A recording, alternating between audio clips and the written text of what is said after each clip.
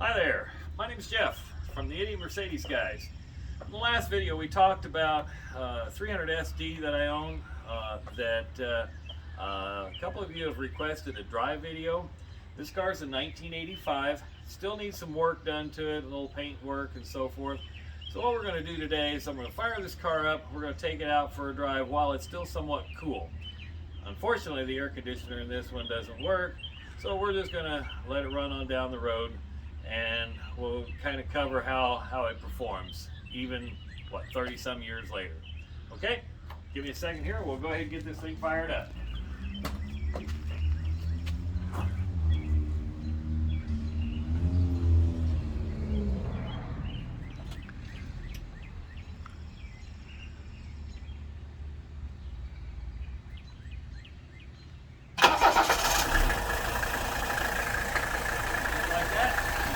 Run. After you let the glow plugs warm up, give it a little chance here to, since it is a diesel, you don't want to just get in and fire it up and go.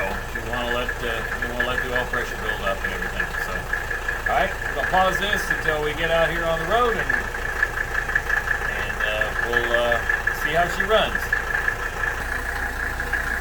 Well, Jeff, I noticed that while we're waiting for this thing to warm up, it's got a little ping in the engine. Okay, so what that means is every so often, Mercedes diesels, you have to readjust the valves. So this has got a little bit of a blow-by. Kind of covered that in the very first video. So, but it doesn't affect the performance. We're going to see how she does, because this car has not been out on the highway since probably in 45 days. Okay, so she's run. I think she's ready to go. I'm going to go ahead and get in, pull it out, and then Tom's going to get in when we get outside.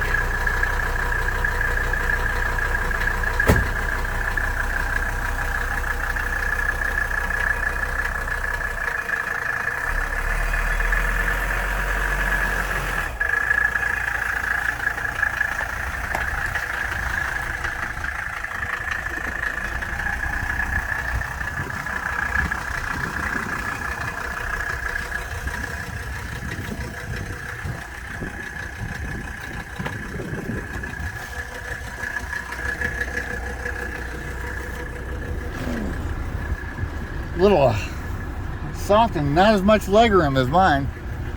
Nope, it is a smaller version of the. Oh, I love that thunk sound. That is the traditional Mercedes thunk. Hang on, I want to get that again. Hang on. Take a listen to this, guys. That you don't get cars built like that anymore.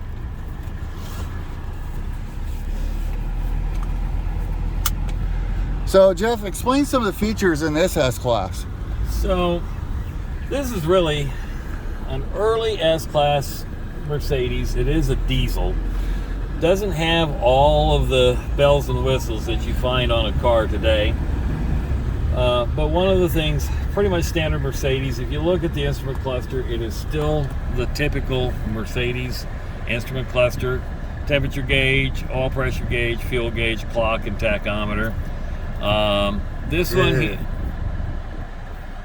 one here does have the temperature gauge in the center and a few of the idiot lights.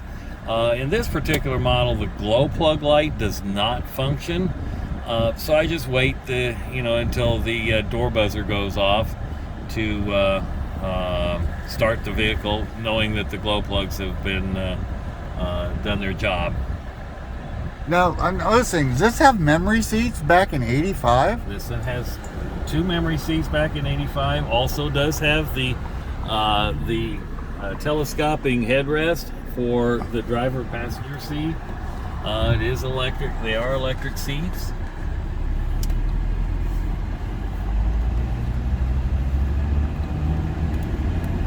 Mine don't work. The back don't work. There we go. A little sticky. There we go. Now I have leg room. Now keep in mind, this was a barn find Mercedes about 2.5 months ago. I virtually have done nothing to it except for change the glow plugs, put on brand new tires, Have driven it maybe 15 miles, 16 miles total. It does need an oil change. Yesterday I checked the transmission fluid, found it was a quart low. I added a quart. The feathering of the transmission seems to have gone away. And now we're running down the road at about 55 miles an hour. Go ahead and roll up the windows a little bit. Power windows are a little slow. They are old. I'm just amazed at some of the stuff in this car I had in my 90s version, and you know, I mean, this is ahead of its time. I mean, you had temperature sensitive climate control, automatic climate controls here. I don't remember any car manufacturer back in the 80s that actually had that. American cars, about the only ones that did have it was Cadillac and Lincoln. I think Cadillacs came out in the late 80s. Yep. This one also, the power antenna actually functions. As you notice on the dash here, you can set the antenna to on as soon as you turn the radio on. I have it set for a local country station. Power antenna comes up, the radio comes on. Can't violate copyright laws.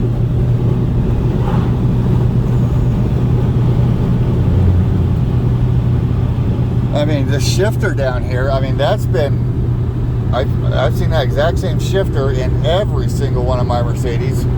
And this reminds me of my CLK functionality. Yep, that's been there forever. The Mercedes, kind of the, well, that's been Mercedes for, I don't know, for 30, 40 years.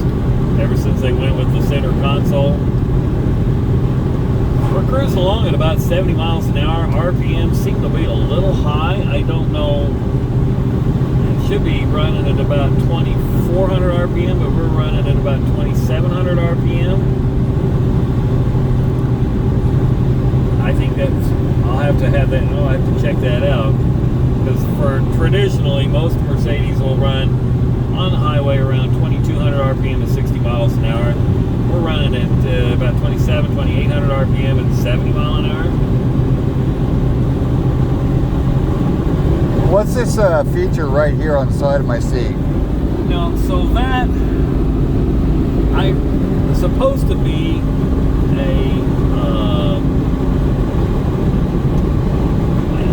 something to stiffen the seat for a little, firmer ride. I don't think that functions anymore in this car.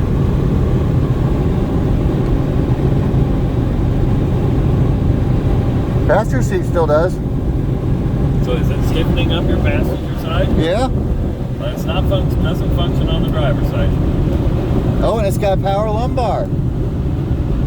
And it still works. It still works. Unbelievable. See, I haven't had a chance to check that. No. That's unbelievable. And now this side, the vanity mirror lights do not work. I think that side it does. Let's find out. Yep, still works. Hi guys.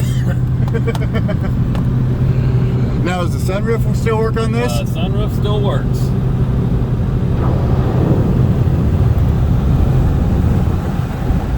It doesn't leak. It does not leak.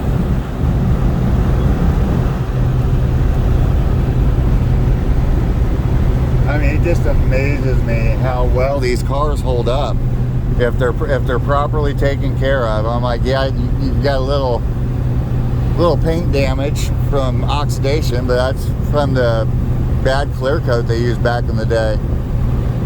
Yeah, and I made an attempt on the hood to restore that, and I've got to redo it. It's all right, Jeff. I can help you fix that. Now, are there any other quirks and features to this car that people might be interested in? I've owned Mercedes for so long. I mean, I don't know of the weirdo, you know, the weird oddities, other than, you know, back in the day, as you notice, the odometer has not clicked to click. They use plastic gears in the odometer. I had a 190 that I actually pulled the cluster out, super glued the little crack in the plastic gear back together, and it's worked ever since. So this one, the speedometer is working, but the odometer doesn't. Also too, on this particular one, since I've owned this, I have not changed any fuel, or I've only added a few gallons of fuel. I have not gone through a complete tank of fuel yet.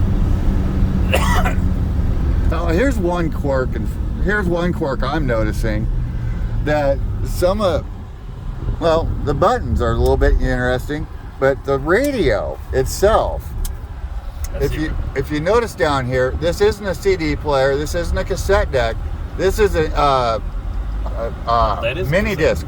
No, that's actually a cassette. Is that a cassette? That is actually a cassette. Wow. That's a little quirky how they did that. Yeah, you put the cassette in this way. Now, does anybody actually still have cassettes? I might have a couple someplace. I haven't even tried to see if that actually works. Well, shifted all through all three gears, 60 mile an hour. That's a turbo diesel, folks. That is a turbo from dead, you know, nearly a dead stop. Puffed a little black smoke out the back that I noticed. Other than that, this car is running beautiful. And I like the styling of this car.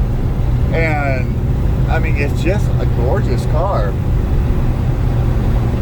Now, you know, the only thing I don't like, and maybe it'll be different on the driver's side, is I don't have the leg room. Yeah, this is not a long wheelbase vehicle. This was the standard wheelbase from Mercedes. Actually, this was the mid-range wheelbase in the 80s because they came up.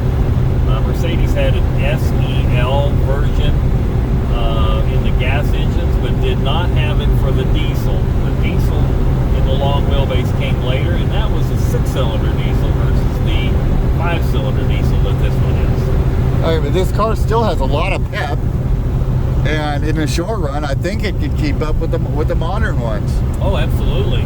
I mean, this thing will take a little bit it'll take a little bit to get there off the line. But as far as durability and longevity, I mean, this thing, it's tracking well. I'm not even holding the steering wheel, and we've gone several hundred feet without it even swaying anywhere. All I've done to this car is new tires, put the glow plugs that were with it in it, added a quart of transmission fluid. We're going to get the oil changed on Wednesday. It has not been changed, and let me tell you, I shouldn't even be driving it right now. It's so ugly. One of the things that you want to make sure on Mercedes-Benz that you use 100% full synthetic oil, especially, you know, back in the diesel time period. That way you don't have to change your oil as frequently. I run Mobile One. That's the brand I recommend. However, you get into and that's also what Mercedes recommends in their cars. It is what Mercedes recommends in their later models. This one, I think they recommended Castrol GTX. Okay. But Mobile One seems to be a little bit more reliable, and you can get about 5,000 miles between oil changes on the diesel.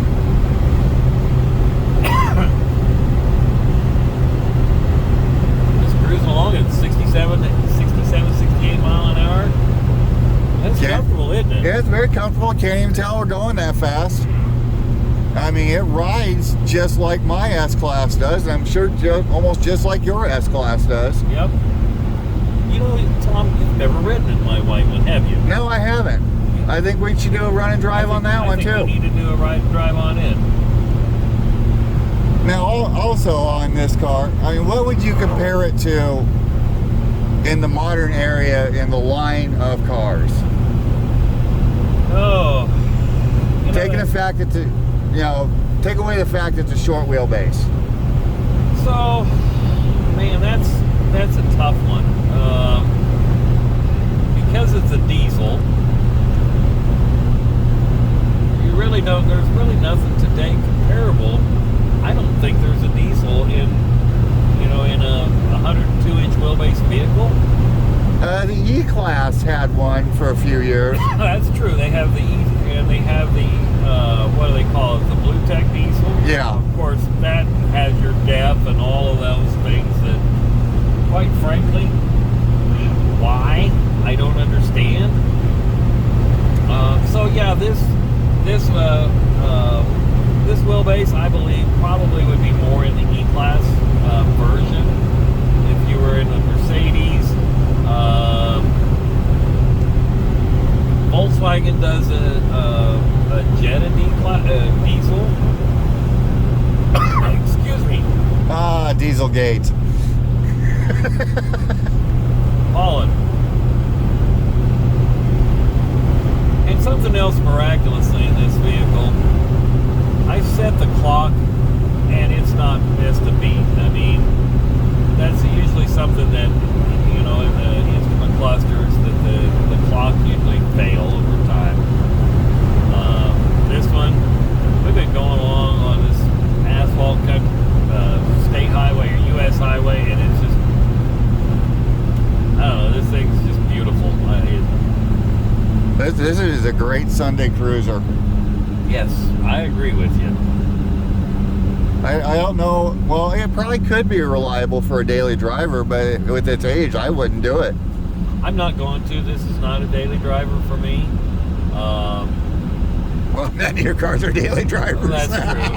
That's true. I have a company truck. But with that said, though, the value of these diesels are starting to increase.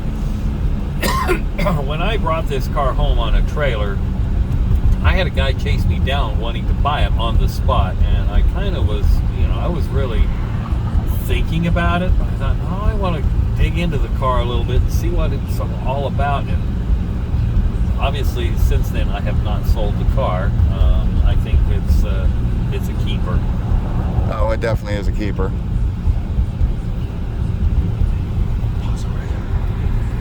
So there we go, Tom.